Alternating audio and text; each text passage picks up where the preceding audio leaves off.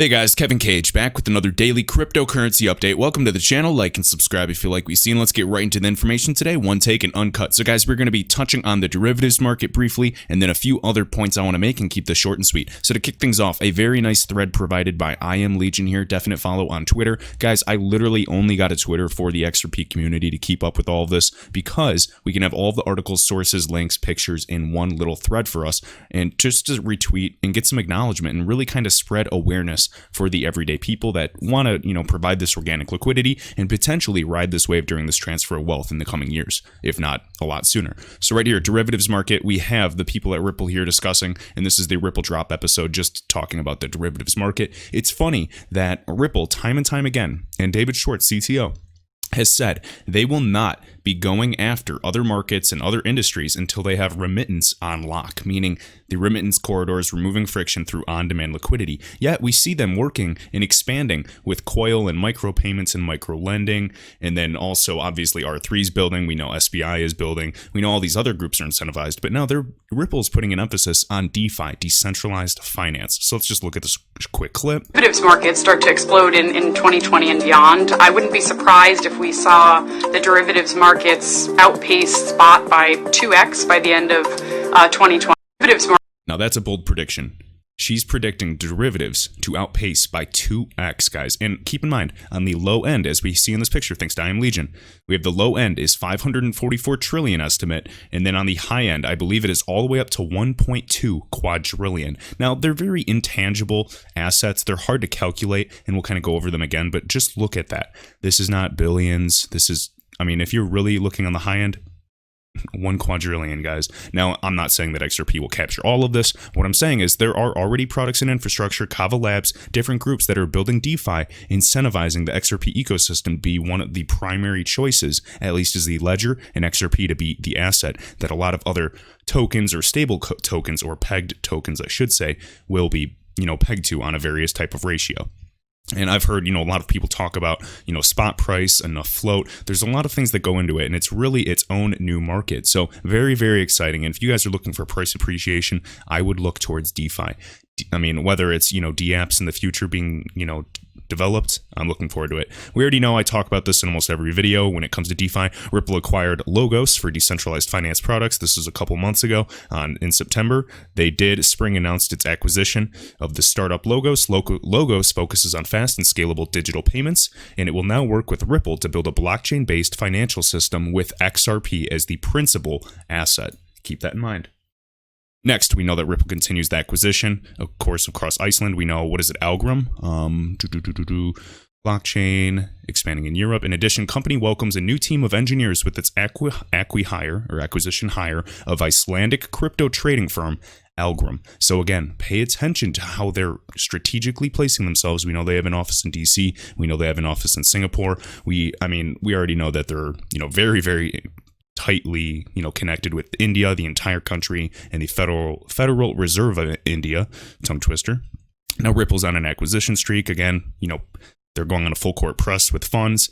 Of course, Series C funding leads me. I'm not really sure what to think if they'd ever go public. It would be my belief that, Ripple could, eventually just be bought out or eventually just become kind of a flat service. There's a lot of speculation, and to be honest, I have no idea. And if someone's convinced they do, it's too early to tell. So again, pay attention, guys. Algorand, Logos, these acquisitions. We have, 8 full-time engineers that are working on this and building out this, along with Kava Labs and other groups that simply see this as a huge opportunity. Even that other exchange, Coinfield, building. Now, do we have a direct effect on price right away? I'm not really sure. But again, the derivatives market right here, financial market for derivatives. There's different financial instruments, futures, contracts, options. Of course, there's exchange-traded derivatives, or OTC, over-the-counter. And if you guys wanted to see a few examples of products, you can look at these again. Obviously we have options, swaps, forwards, futures, and then these, I've never really heard of this, exotic derivatives, other derivatives. But again, shouldn't be too surprised as we can see these collateralized debt obligations in different forms of that. We know there's going to be all kinds of benefits with this, but we're waiting for clarity. And I think a lot of people and, tax advisors don't really understand how this will all be treated. And I'm really excited to see if XRP will be treated as, property or a commodity, things of that nature. So we are waiting for those regulations, and we are early, and this is exciting, and this is where the money can potentially be made. Next, Wrath of Conman. So again, this isn't crazy, but I just want to show you that Ripple is working with this. So the Korean World Bank document places Ripple in the World Bank's Project Bondi, or Bondi, however you want to say it. The Commonwealth Bank of Australia, IBM, and others are involved. Did Ripple decline or participate? Was not aware of this. And just showing you various timelines. Of course, Ripple side by side, Morgan Stanley, R3, IBM. Now, keep this in mind, guys. Ripple is not just some small company. Now they're valued at $10 billion, one of the largest private companies to come out of Silicon Valley ever. Guys, fintechs. They are going to supersede and make these, social media companies like Facebook, Snapchat, Instagram look like ants. Mark my words. All right, right here, I know we've shown this in the past. Great Gatsby, always talking about CBDCs. And then this gentleman right here, just sharing this with Westpac. And again, we would not want to use a cryptocurrency in real life as there is too much risk. Well, maybe not directly. And they say, we want something backed by reserve banks. Of course. And I mean, I would too if I'm, a bank.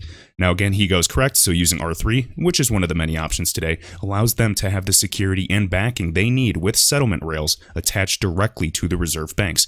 We know that R3 is connected to hundreds of banks already, similarly to, Ripple, except Ripple's more so on the, banks and financial institutions, but R3 is where the trade finance and big boy money comes from. And if they do utilize XRP as one of these settlement options, which it's named that or Swift GPI, it's coming. I'm excited. And the speculation, yes, I am speculating, but investors do speculate, and that's how you make money. Now, you don't want to over-speculate, get excited, over-invest, and lose money, but with something like this, I mean, if you're investing what you can afford to lose in an early asset class, I just think the upside price is just way too high to pass up. So whether you're investing hundreds of thousands of dollars or even $20, hey, for me, it's a different situation, but again, to each their own. So remember, XRP won't be grouped with cryptocurrency. It will be a digital asset. And in my opinion, this is how they trick people. All right, and then lastly, little speculation. Fed's U-turn on assets faces a year-end test. So I didn't want to subscribe to read this whole article, but again, there's different articles all around in the Wall Street Journal, and they're just talking about the Federal Reserve. With the repo lending, we already know billions upon trillions of dollars, and we're hopefully not going to see another extension in January. But guys, there's some type of test coming, right? I can't even highlight it, but down here, December 31st, there's some form of test going on.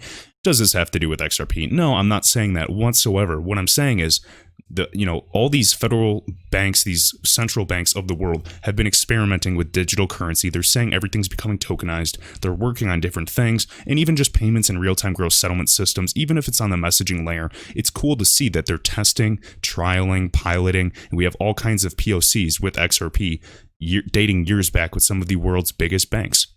So I'm saying that every type of, payments infrastructure that's being tested, updated, anything like that is a good sign because it's showing a need to improve these types of payments, whether it is cross-border or domestically. Efficiency is key.